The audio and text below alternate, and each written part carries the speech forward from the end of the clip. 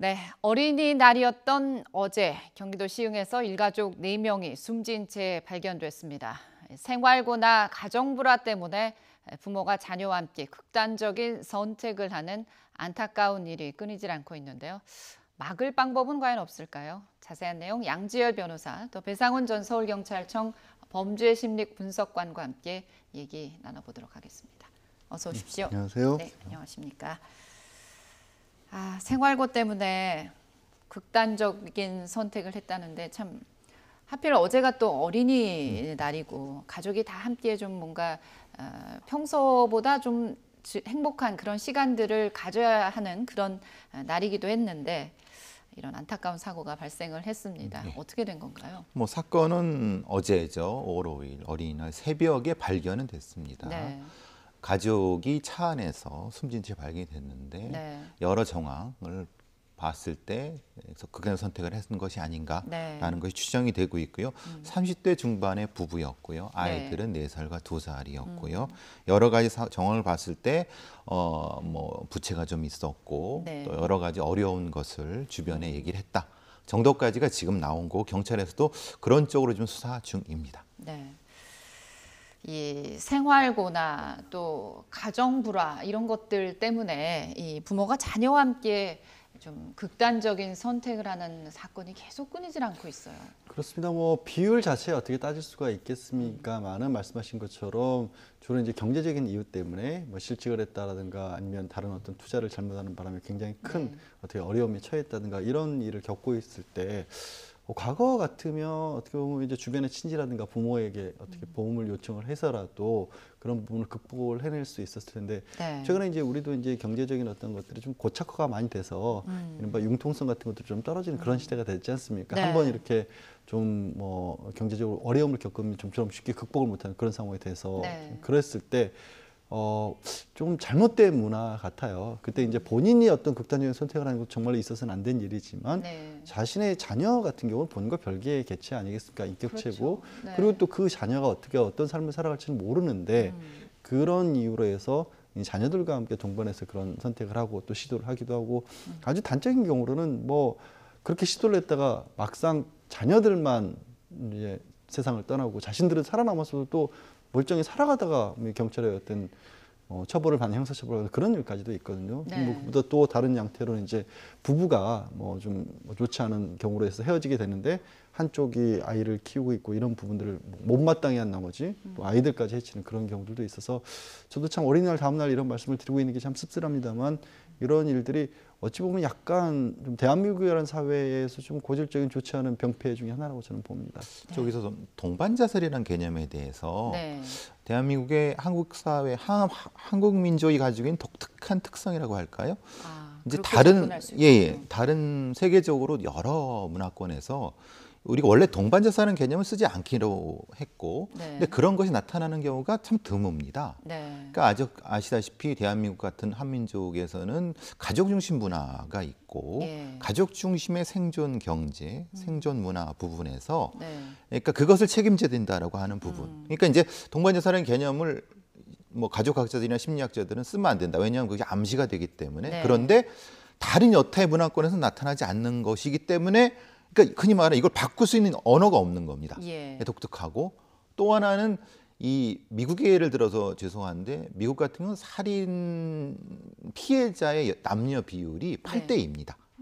남자가 8이고 여자가 2인데 네. 우리나라는 5대5입니다.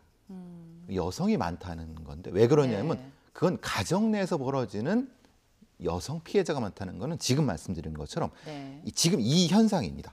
즉 동반자살 아니면 그러니까 남편과 남성에 의한 여성, 그러니까 아내 이런 사람들의 살해. 그러니까 이것을 어떤 형태로 결과는 자살로 보지만 실제로는 힘을 가진 사람이 위력으로서 같이 죽자라는 형태의 결과인 거죠. 그러니까 이런 현상은 상당히 대한민국의 독특한 현상입니다. 네. 그래서 이제 부모가 어떻게 보면 자식들과 함께 이제 그 목숨을 끊는 경우가 이번 사건도 그렇고요.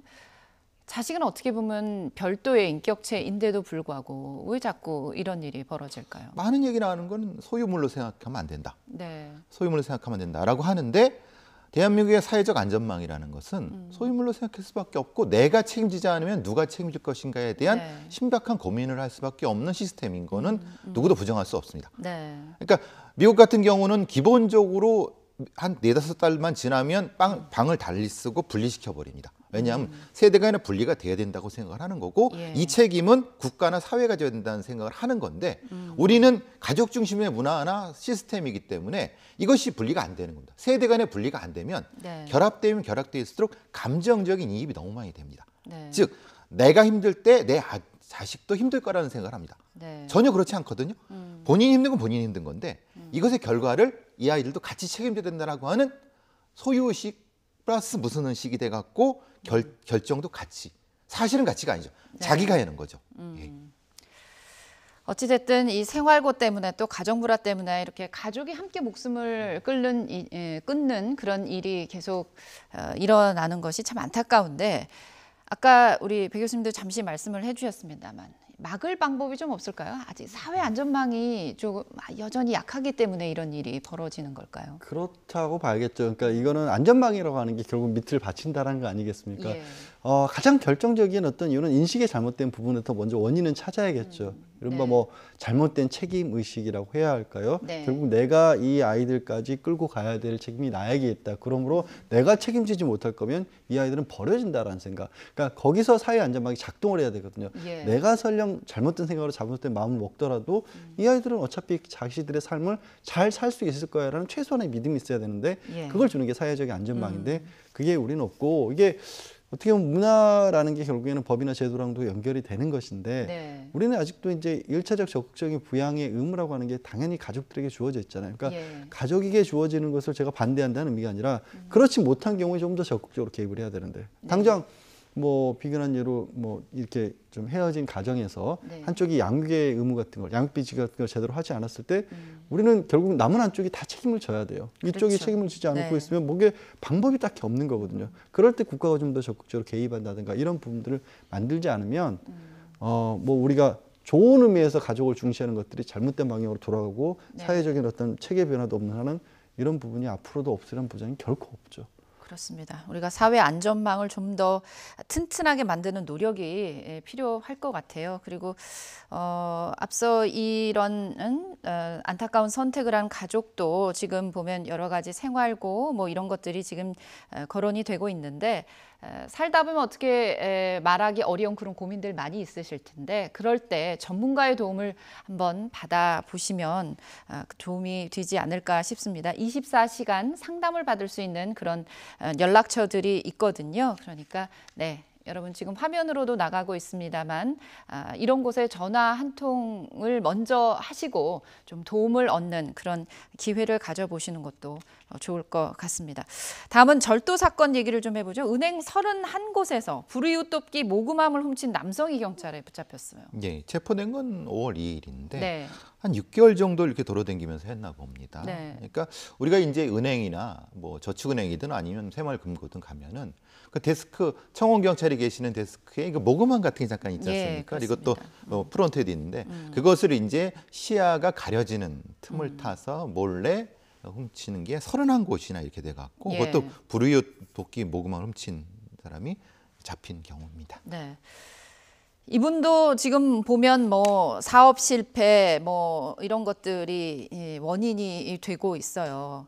이런 절도 행각을 벌인 더군다나 이제 불이웃 돕기 성금을 훔친 이 남성은 어떤 처벌을 받게 되는 건가요? 글쎄 일단 31차례가 되기 때문에 경찰에서는 이제 상습절도죄를 적용을 한 겁니다. 일반적인 절도보다 한 네. 2분의 1 정도 가중이 돼서 처벌이 되는데 그런데 이게 불우윳 돕기함을 훔쳤다고 하고 31곳이나 되니까 굉장히 죄질이 나쁜 것 같지만 뭐 옹호하는 게 아니라 또 생각을 해보면 요즘 저런 함들이라고 하는 게 은행에서 이렇게 돈 받고 주고받으면서 잔돈 남은 주화들, 동전들 이렇게 주로 그렇죠. 모으는 곳이잖아요. 네. 그리고 은행에서 직접 거래하는 분들도 많지가 않아져서 네. 저런 곳들이라고 해도 31곳을 다 모아도 한 200만 원 가까이 된다라고 하는 거예요. 그러니까 예. 이 남성의 경우에도 본인도 역시 불우이었던 것만은 맞아요. 저는 지금 네. 뭐 말씀드리지만 이거 옹호하자는 게 아니라 네. 역시 그런 6개월 동안에 한 200만 원을 결국엔 생활비로 썼던 상황을 보면 범죄의 죄질이 나쁘다기보다 이 사람도 다른 곳에 구제책은 없었을지도 한번 같이 생각해 볼 필요는 있다라는 거죠. 네. 가장 문제가 뭐냐면 네.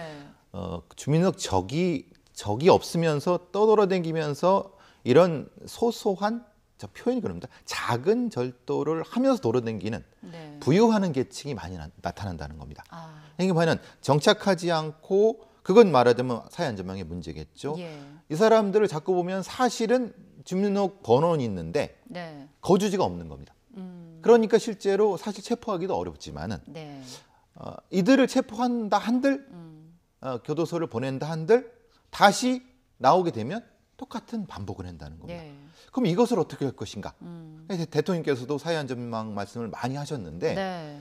그러니까 아주 큰 형태의 범죄를 저지르는 사람들에 대한 우리의 인식은 분명히 있습니다. 예. 근데 작지만 그들 스스로 무엇을 하기 어려운 사람들에 대한 사회안전망은 어떻게 할 것이냐. 이걸 범죄로 처벌할 것이냐 아니면은 다른 차원의 어떤 것으로 처벌할 것인가, 어떻게 대응할 것인가에 대한 것은 아직 우리의 인식이 없습니다.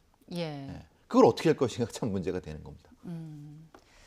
생활고 때문에 정말 먹고 살기 위해서 작은 범죄를 여러 차례 저지른 이런 사람들에 대한 관심과 어떤 제도적 뒷받침이 필요하다는 얘기를 다시 한번 해 주셨습니다. 앞서 전에 저희가 언급을 한 그 가족, 일가족의 사건도 마찬가지로 또 다시 한번 사회 안전망 얘기를 저희가 하지 않을 수 없게 했네요. 화제를 좀 바꿔보겠습니다. 이번엔 돈가방 얘기인데요.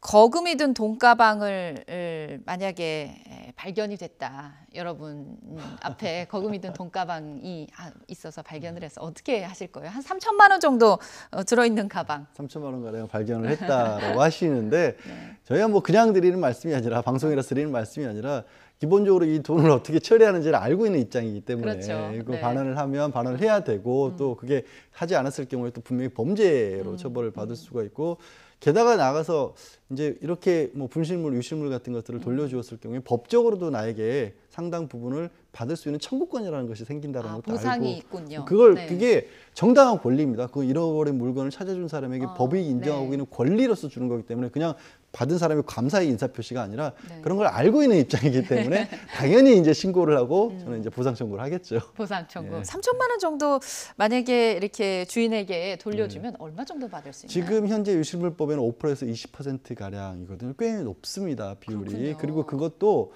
어떤 물건이냐에 따라서 이게 또 비율이 많이 달라지는데 예를 들어 네. 수표 같은 경우에는 만약에 분실 신고를 해버리면 그냥 좀 불편할 뿐이지 잃어버린 게 전혀 없잖아요. 네, 근데 그렇죠. 현금 같은 경우는 이름표도 없고 죽은 사람이 임자입니다. 그렇죠. 그렇기 때문에 인정해주는 비율도 꽤 높거든요. 아, 그래서 그래요? 뭐 송구스러운 말씀이지만 네. 뭐 몇백만 원의 어떤 수입이 생기는 셈이 되는 거죠. 그러니까 제가 이렇게 말씀을 그렇게 아주 적나라하게 드리는 이유는 뭐냐면 알고 계시고 그 부정한 마음이라고 해야 될까요? 사람이 뭐 황금에 눈이 먼다고 하잖아요. 그렇죠. 그렇게 눈이 멀어서 나중에 큰 어떤 고초를 치르시기보다는 받으실 수 있는 돈이 있으시니까 신고를 하시고 가져가시라고 제가 정정당당하게. 시청자분들에게 말씀을 드리는 네. 겁니다.